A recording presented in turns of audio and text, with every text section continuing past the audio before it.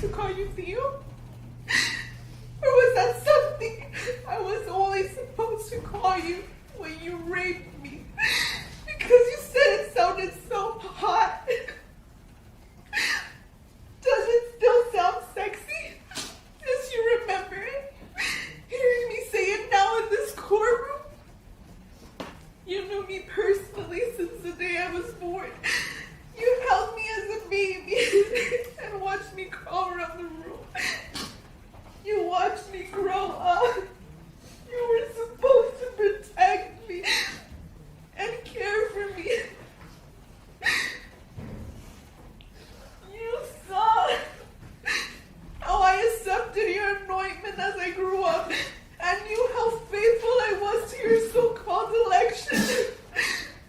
You saw how much I loved your spirituality and received you in my life as a new leader, a new man of God. Once you were chosen to be the successor, you saw my undying commitment and love for you and chose to take advantage of it in the most sickening ways imaginable. You chose to violate my innocence and steal my virginity.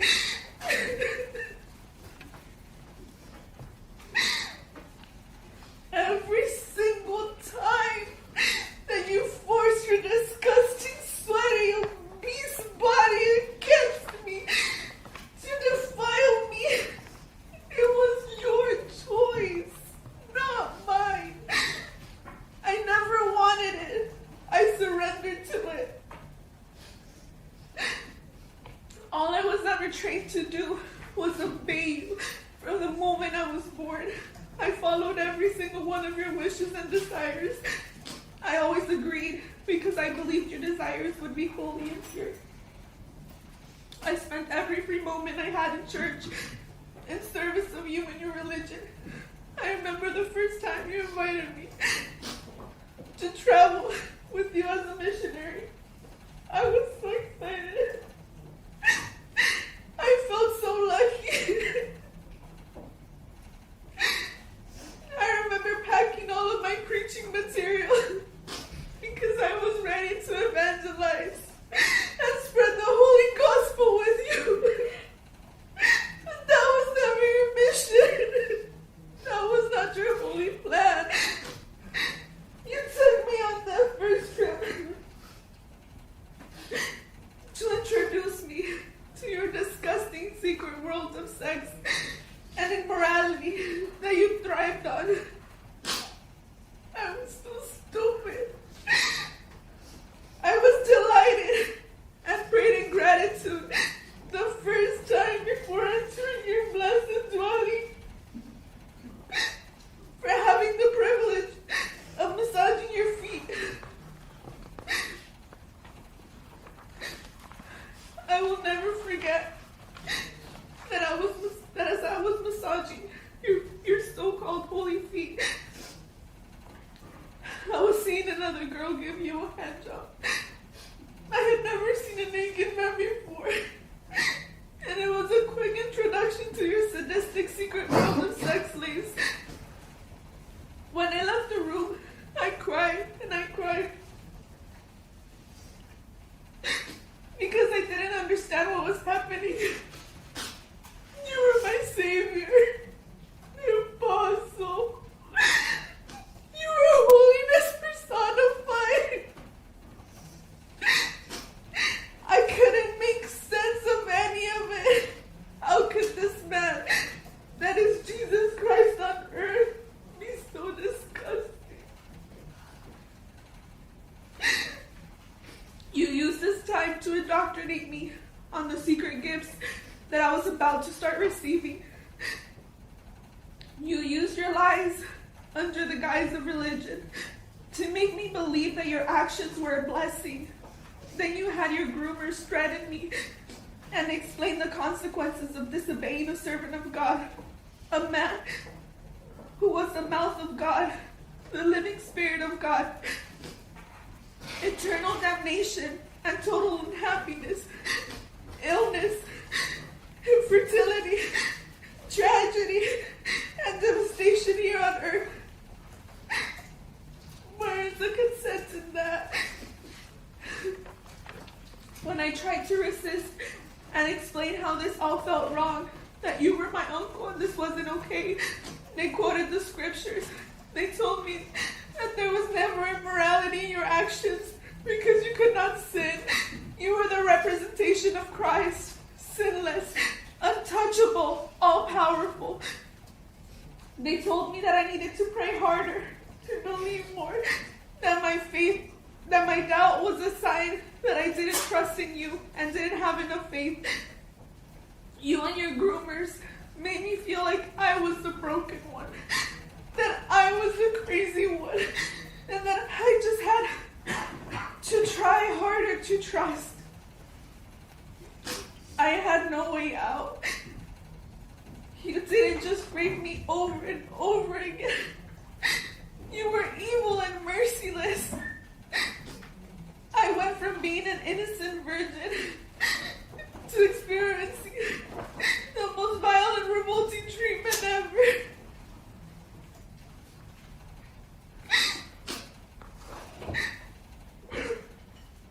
You're a disgusting human ways.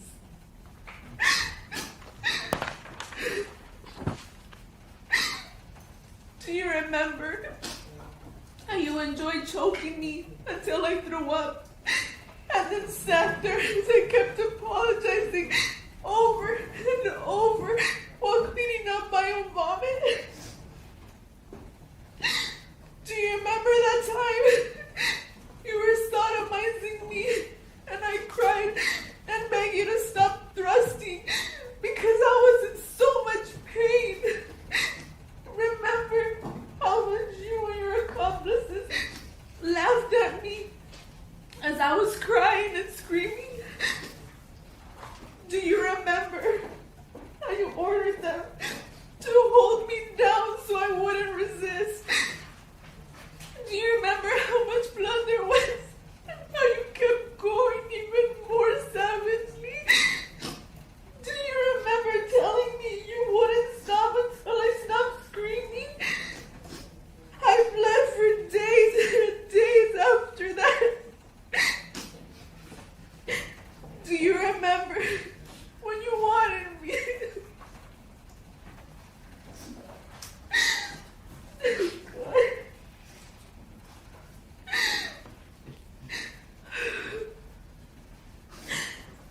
Do you remember when you wanted me to bring my little sister to you so that you could violate her too? I told you she's only 14. Do you remember what you said to me? Do you remember saying that I should have brought her to you sooner? Do you remember when you commanded me to have sex with one of your dogs as your 50th birthday present? Do you remember telling me how much you wanted your husky to defile me? Was you raping me not enough? Do you remember the night you violently stole my virginity? Do you remember how my groomer brought you to the bloodstained white bedsheet and said, "Look, my lord, the sign of your niece's innocence." And you smiled and told me it was a blessing from God. Do you remember all the orgies you made me join? Do you remember the one time with that little boy? You remember making his mom come in wearing a mask and commanding them both to have sex with each other? How about the next too. How about when you sodomized me in front of them? I wouldn't stop that. That time either, no matter how much I said it hurt. Do you remember how much I bled that time too? Do you remember ordering that boy's aunt to come and give me oral sex so that she could lick off my blood that was left on your penis? Do you remember all the time that you gave me an STD? Do you remember ordering my sister-in-law to stick her entire fist inside me and how much I cried out in pain? She believes you were God too. Remember how she would not stop, no matter how much I begged, until she got the order from you? Do you remember giving me the order that I had to wake you up with a sex act every morning and then put you to sleep with one too? In case you had forgotten, I am here to remind you. I can sit here for hours and hours and help you remember all of the sick, horrible things that you did that I will never be able to forget for the rest of my existence. And yet, even with everything you did, I still believed in you. I still trusted in you and your power, even as you were getting arrested. I was terrified that I would be punished for defying you as an apostle. I just can't take it anymore. I was willing to suffer the consequences of eternal damnation than to live another moment under your control. You're a disgusting human being, Nathan. You're not a god. You're not even good enough to be considered a man. You're worse than an animal.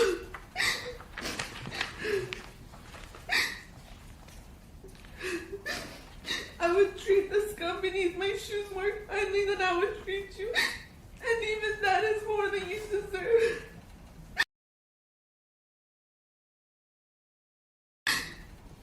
You took everything from me. You manipulated millions of people and took advantage of them for your own perverted interests. You have broken my faith in God, in man, and in myself. I struggle to trust everyone and everything. You took away my youth and my innocence. Me and my family have been getting death threats for the past 3 years because of you. And I live in fear because of you. You have uprooted me and my family and disrupted my very existence. I struggle to understand how there can be so much evil in the world, and the only evil I see is you. Your Honor, I was standing in the audience this past Friday as Nason pled guilty under oath and acknowledged that he had committed sexual abuse against the Jane Does. Your Honor, Nason is a liar. He lied to me. He lied to my fellow Jane Does. And he lied when he represented that he acknowledged his guilt while standing in your courtroom. Your Honor, La Luz del Mundo is Nason's church. They are his representatives and his servants on earth. As I was in the hospital, going into premature labor, Nason had his accomplices at the church deny his plea and deny his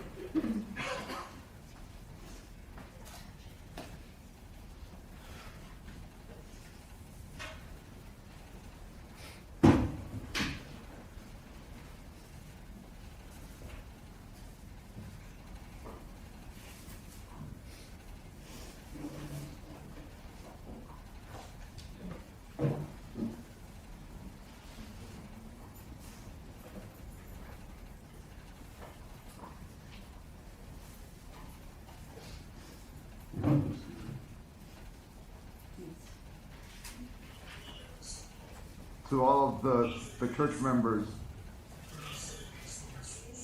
Thanks to God, thanks to Jesus Christ, the communion of the Holy Spirit. We inform the Universal Church,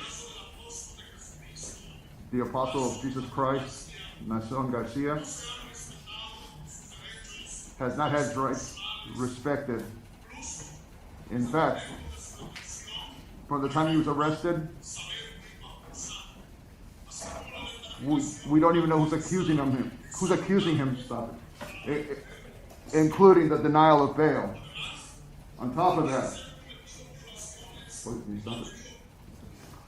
one second, Your Honor, please.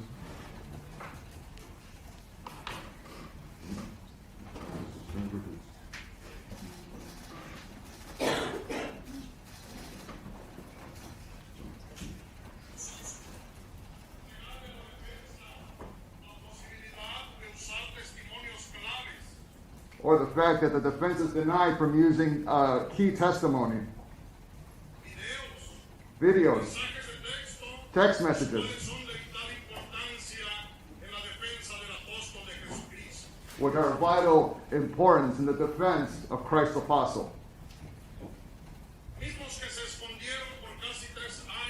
The same which were hidden for almost 3 years. And when the court finally had the chance to have this evidence, the court excluded them. All of them. So that they would not be used at the trial. Diminishing the capacity of the defense team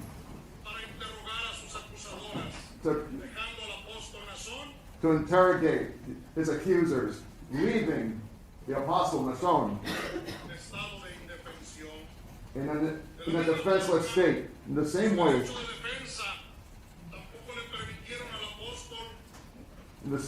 his right to defense, and in the same regards to his right to defense, the apostle,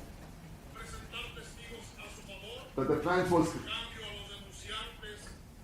denied to present witnesses in his favor,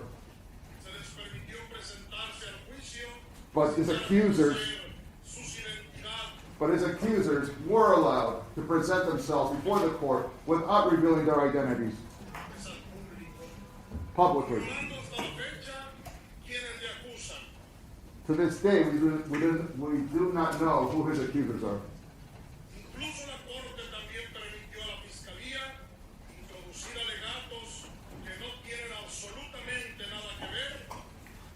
The court, in fact, allowed the prosecution to present accusations which are meaningless, which are pointless in regards to this case.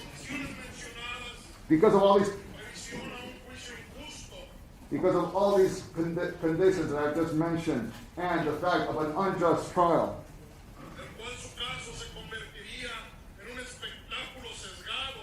in which his trial would become a fake circus. It would expose his family, and it would expose his family and the church to months of harassment, denigrating accusations.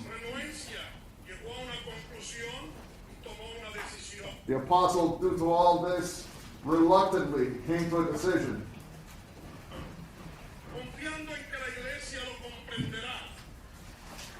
Trusting that the church would understand.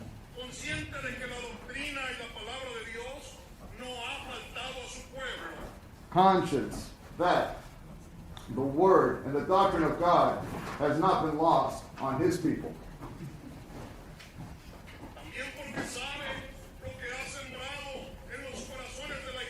Because he knows what he's planted in the hearts of the church goers.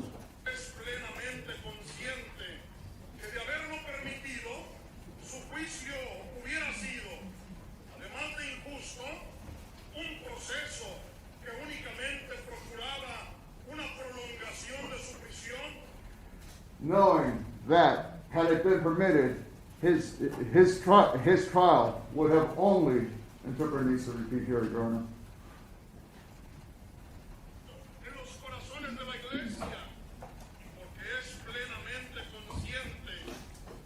he's fully conscious that had it been allowed, his trial would have been, apart from unjust, a process which would have only served to extend his time in custody, perhaps for the rest of his life.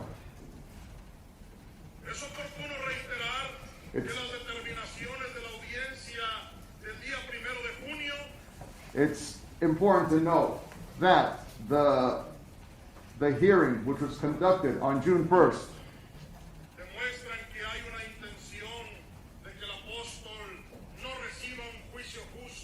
showed that there was every intention that the apostle should not receive a fair trial.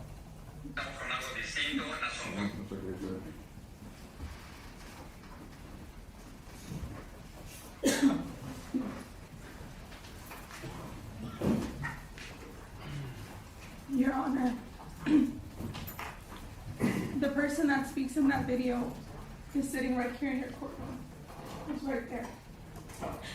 Naasón brought his right-hand man. He brought his followers here so that he can be able to intimidate us further. He lied. I was here in this courtroom when he said he was guilty. Then why is he lying to the church? He's a liar. Your Honor, I wrote my victim statement from a hospital bed this last Friday because I wanted to preterm labor. After hearing the news of Naason's plea, the agreement was a complete shock, and the stress and emotion since then have almost destroyed me. It has almost destroyed my daughter. This is how much this case means to me. As a victim, you must know that the plea agreement felt like a blow to the stomach. It felt like we were re-victimized all over again. We as victims sacrificed absolutely everything to come forward. We did it because we know just how evil and dangerous Naasón is. The reason many of us agreed to put ourselves and our lives on the line is because we want to make sure that this man is put away for life and cannot hurt another soul. When I agreed to be a Jane Doe, I was assured that there would be no negotiations and no plea agreements. The prosecution assured me of that from the very beginning. They said no negotiations and no agreements was one of the only reasons I agreed to come forward. We as Jane Does did not even think he was allowed to take a plea anymore. We were getting ready for trial and excited to finally have our day in court. And then we got a call telling us we had 15 minutes to get to downtown to speak with the prosecution. I didn't even realize we were going to court. We felt like in an instant we were told, game over, thanks for participating. Step aside to see your rapist get a trophy. We were told everything was agreed upon, signed and ordered. All of this without speaking to a single one of us sitting here today. The actual people that suffered his cruelty and were victims of his crime. Your Honor, this man destroyed my life. And through his unremorseful plea, he exerts his power once more.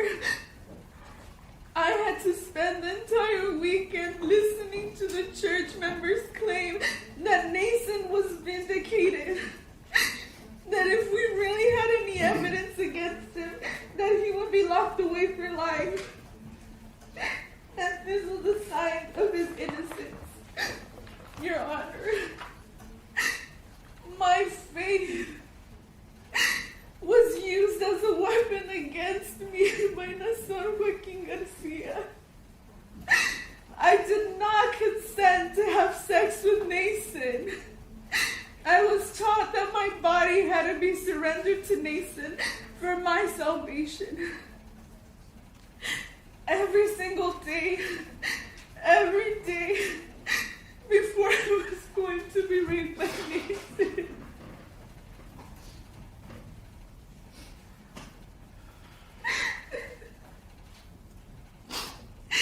I would kneel and I would pray to God to help me.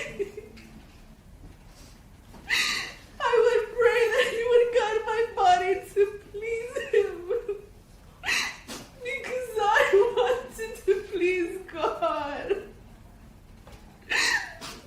And then every single day after I was raped, I would pray again and ask God to accept the sacrifice I had endured for Him. Without fail, I believe with all of my heart and my faith that this was for God. It was the only reason why I did it. Naason's abuse started 7 years ago and has destroyed me ever since. He stole everything that meant the most to me. I have been disowned by my family. I have lost the community that I was born into. And I have them call me a liar. Call me a whore. Call me a traitor. A Judas who deserves to die in the most vicious way possible. And I only did this. I sacrificed the remaining scraps of my existence in order to make sure that this man is put away and can never do this again to anyone else. The sentence ensures that he will have an opportunity to leave again and continue where he left off. People are going to suffer because he will be released into the public. He will continue for as long as he is a free man on this earth. This church, this La Luz del Mundo church, was my identity. It was my life day in and day out. It was my belief.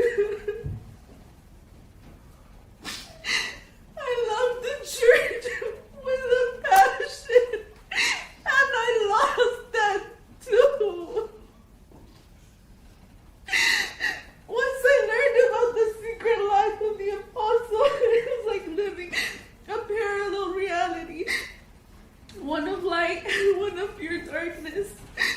Naasón took everything from me, but the worst thing that he stole, the one thing that pains me every single moment of my life,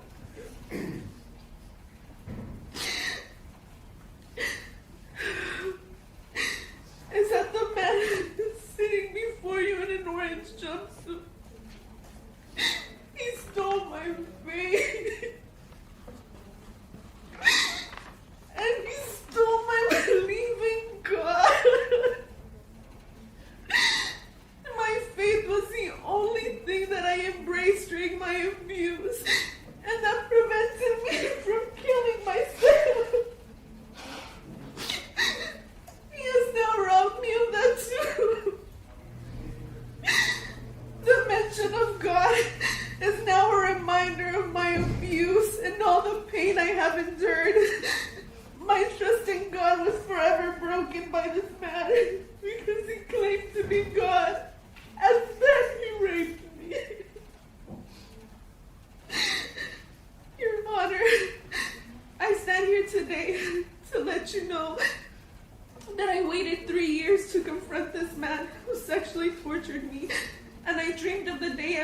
him take responsibility for what he did to me. I don't understand why he was offered a plea. There was so much evidence. There are 5 of us sitting in this court and countless others on the outside, all with the same stories, the same trauma, the same villain. He had so many devices with child pornography, the pictures, the videos, our testimonies. How wasn't that enough? We had witnesses, people that worked at the highest level of the church, that were willing to come forward and speak on our behalf about the injustices that they knew of. How can that opportunity be taken away from us? The prosecution told us that they were worried about a procedural mistake that they made. How is that our fault? Why is that overshadowing the facts, the evidence? How is this justice? Isn't this what this court stands for? This country? Please, I beg of you, don't let him get away with this. The prosecution, to make sure that this man is put away and can never do this again to anyone else, told me that I would have one final opportunity today to appeal to you as a judge. Your Honor, to extend the sentence as you see fit. I beg of you, please listen to my words and the words of the fellow Jane Does and allow our suffering to not be in vain.